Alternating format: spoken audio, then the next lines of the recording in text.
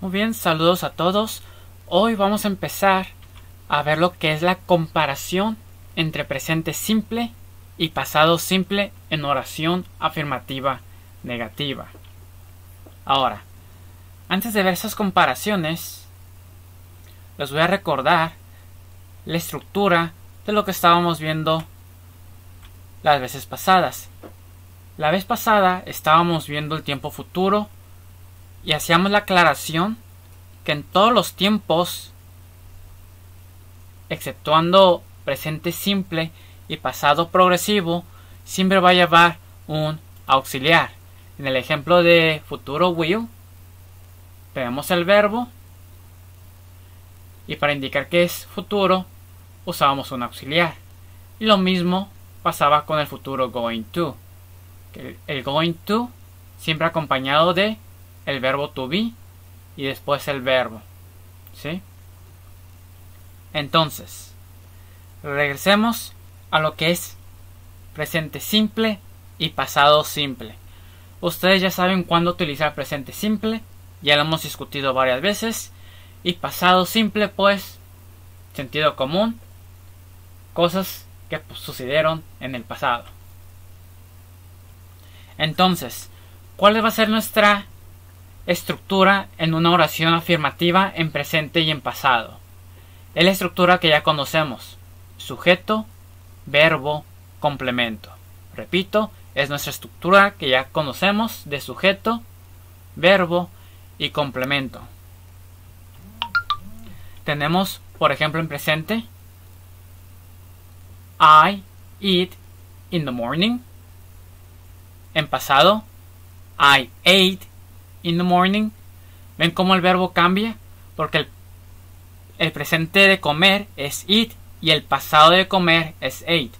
Yo como en la mañana, yo comí en la mañana.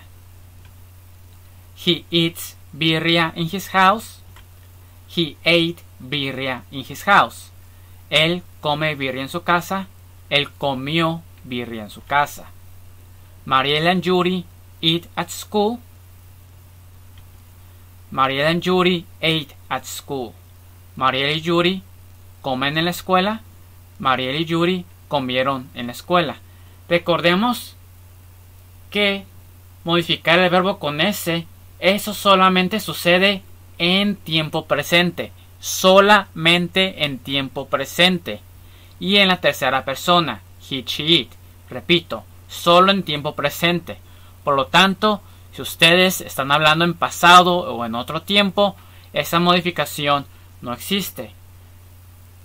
Que les hago énfasis de que al cambiar nuestra oración a pasado, el verbo tiene que cambiar a pasado. Por lo tanto, tienen que aprenderse bien cómo escribir sus verbos en pasado. Entonces, ¿cuál va a ser nuestra oración negativa?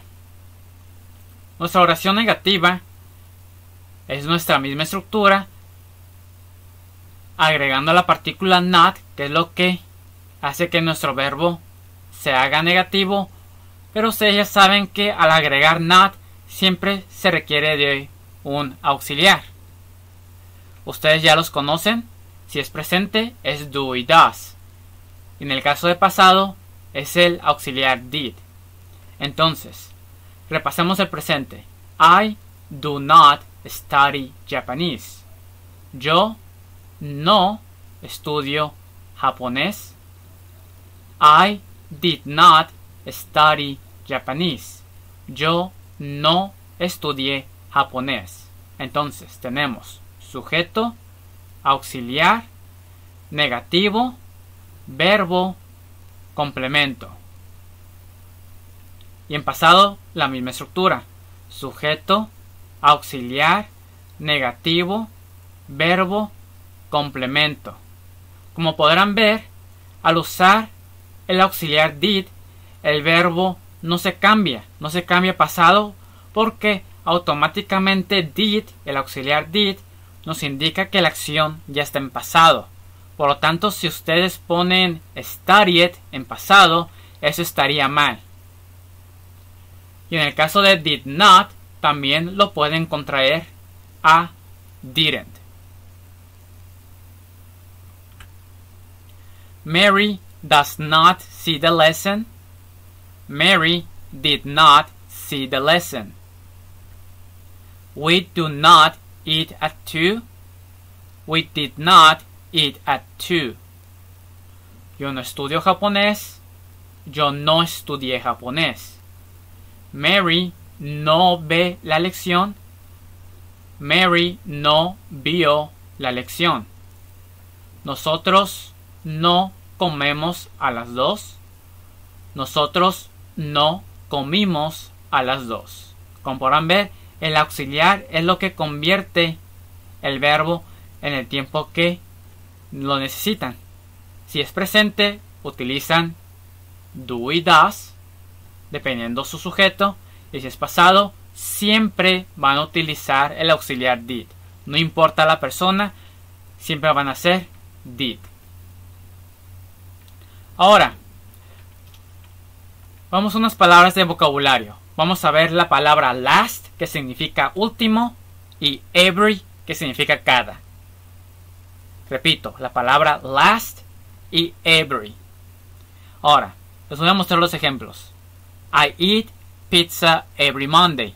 Yo como pizza cada lunes.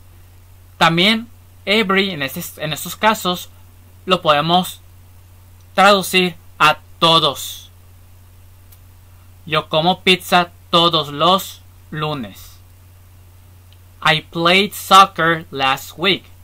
Yo jugué soccer la última semana, o sea, la semana pasada en realidad. En realidad lo traducimos como la semana pasada.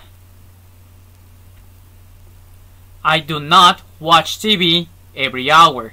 Yo no veo televisión cada hora o todas las horas. I did not listen to my mother last time. Yo no escuché a mi madre la última vez. En el caso de esta frase, I did not listen, también lo podemos traducir que yo no le hice caso. Ahora, dato curioso. La palabra every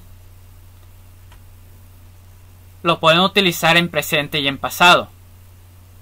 Solo que tengan cuidado cómo va a cambiar su oración. Ejemplo, I eat pizza every Monday. Yo como pizza todos los lunes o cada lunes. Y I ate pizza every Monday, que se traduciría como yo comía pizza cada lunes o todos los lunes. Como podrán ver, el verbo se modifica, pero de igual manera el every lo podemos utilizar en presente o en pasado sin ningún problema. Solo tengan cuidado en revisar en qué contexto lo quieren. Muy bien, ahora una pequeña nota de la palabra time en nuestro último ejemplo de aquí. I did not listen to my mother last time. Bien sabemos que time se refiere a la palabra tiempo, pero en este contexto de last time se refiere a la última vez. Por lo tanto, en este caso time lo traducimos como la palabra vez, la última vez, last time. Muy bien, su actividad número 2. Su actividad número 2 va a consistir en, con su listado de verbos, ya saben cuál listado de verbos, van a realizar lo siguiente. Usando el verbo 1 al 7, van a hacer oraciones afirmativas en presente, usando la expresión every, como en el ejemplo de la diapositiva pasada. Después, esas 7 oraciones que hicieron las van a transformar a forma negativo. Ejemplo, I do my homework. I don't do my homework. Ya lo han hecho muchas veces en presente, ya no debe de haber errores. Siguiente, del verbo 8 al 14 van a ser oraciones afirmativas en pasado, usando la expresión last, como en el ejemplo de la expresión de la diapositiva pasada, disculpen. Y después, esas oraciones que acaban de hacer en pasado, las van a transformar a negativo. Muy bien. Y eso es su actividad número 2.